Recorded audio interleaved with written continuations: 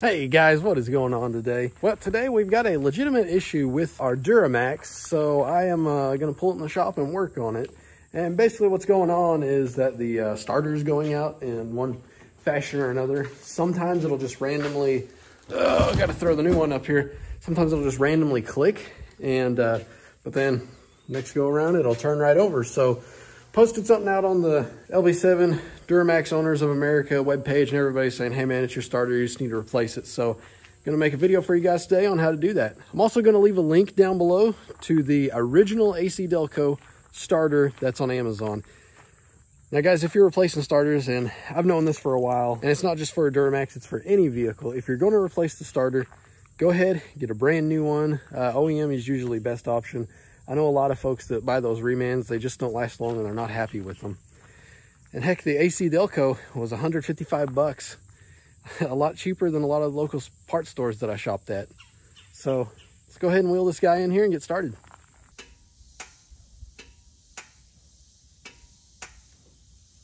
All right, so my goal here today is to show you guys exactly what you need to do in order to get this job done. And basically, your starter is located inside your wheel well here on the passenger side behind this mud guard. So the easiest thing to do to get access to it is to jack at least this side of the vehicle up, get the wheel off, and then pull out the inner fender liner. So that's what I'm gonna go ahead and start doing.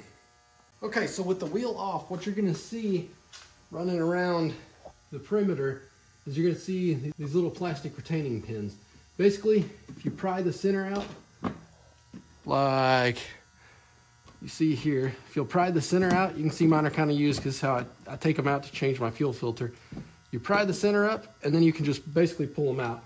Use a flathead screwdriver, or if you're concerned about scratching them up, I'm obviously not, then you can use a plastic tool or something, but you can see how those are right there. So I'm gonna go ahead and remove those guys. That way I can get access to the starter back here.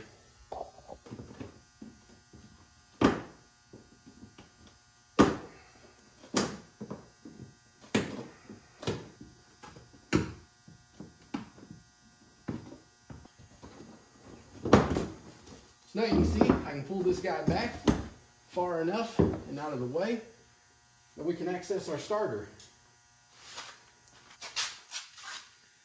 So, for you guys that may be wondering, and yes, before you do even start all this, make sure you've got a jack and a jack stand to get this up and off the ground. What you're gonna see, I'm gonna try to get you guys in here best I can and point to things. You're gonna see this guy right back here. This is your starter. You've got your wires that tie in here that you're going to have to take off. And I would recommend disconnecting the negative side of your battery before actually taking those off. But there's basically one 15mm nut right here that I'm pointing to. And then there's one right below it.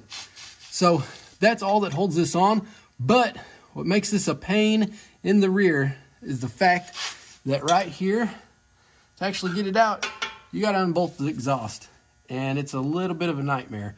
So I'm gonna try to unbolt this exhaust, see if I can beat this thing loose and pull some of the exhaust hangers. That way we can get this thing moved and out of here. All right, so we need to figure out that exhaust bolt, see what size it is.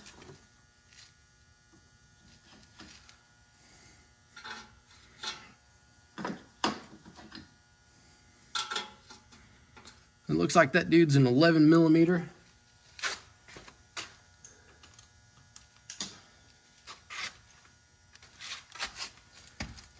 If you guys want to, you can turn this with a hand wrench, but I'm going to tell you, an impact is going to save you some serious time.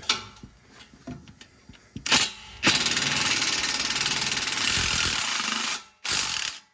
can see right there, I got it off in just a few seconds. So now that that dude's loose, I should be able to get it to move around, and I may get a hammer and start beating on some of this, see if we can relieve some more pressure. All right, if you can't tell, that clamp is loose. So now, like I say, the trick is gonna be try to get this separated. All right, well that wasn't so bad. Hopefully you guys can see I've got it separated right there.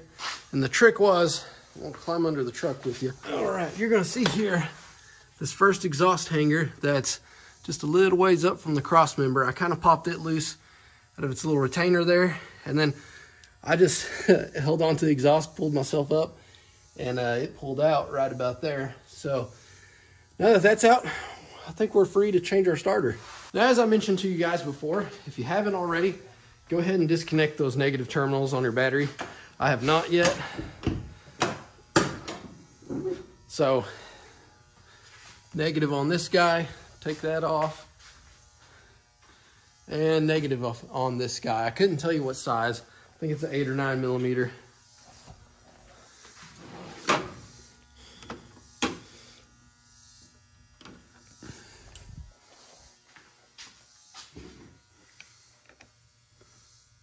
Looks like it's an 8. So just remove the negative side. Push the cable off somewhere where you know it's not going to make connection. So I've got that side off. Push the cable off somewhere where you know it's not going to make connection. Same with this side. We don't want sparks flying, and we don't want to short something, pop a fuse, anything like that. So that's loose. Like I say, set him up and kind of out of the way. That ought to hold just fine. Okay, if you can't tell, I've got the 2 nuts removed that connect to the starter, the 2 wires. You can see they're just kind of draped down here, both of them. But this top guy here, 13 millimeter, bottom one, 8 millimeter. Take those off right before you take off your top 15 millimeter, which is right here. And then the other one, I don't know if I'm gonna be able to show you on camera or not, but it is right down. If I can show you on camera or feel it, doesn't look like I'm gonna be able to here. But if you just follow it down from the top 15 millimeter, you're gonna see it. So I'm gonna pop those guys loose and we'll be right back. If you have enough extensions for that bottom bolt, you can actually take off the skid plate. But you're gonna need about 2 foot of extensions to actually do it straight forward out and hit it with your impact. The top one, I just hit with a wobble joint. All right, guys, I apologize. I had a phone call that I was on for just a little bit, so I worked through it. But you can see I've got the old one out, and it literally just drops out. If you got that exhaust out of the way, you can kind of just push it up against the engine there, and then that starter will just fall out. See, I've got the new one in there, and I'll put a picture up here just in a second. But the new starter, even though it's the AC Delco, it's the same one even. It's a little shorter, which did make it easier going back up in. But really, once that exhaust is undone, you get the 2 15 millimeter bolts holding it in. It does drop out really easy right there against the frame, in between the frame and the exhaust. Then you can guide the new one up in there. You can see I've got my 2 nuts on for my wires.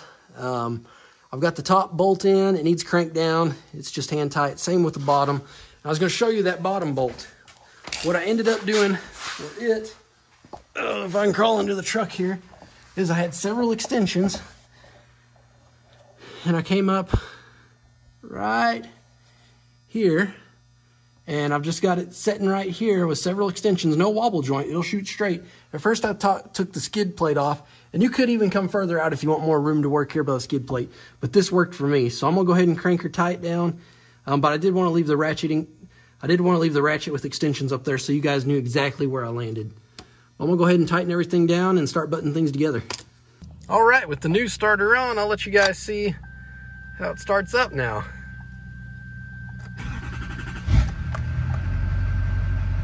So far, really great. I've actually had the starter on for several weeks now and it starts just fine now. So I think this fixed our issue.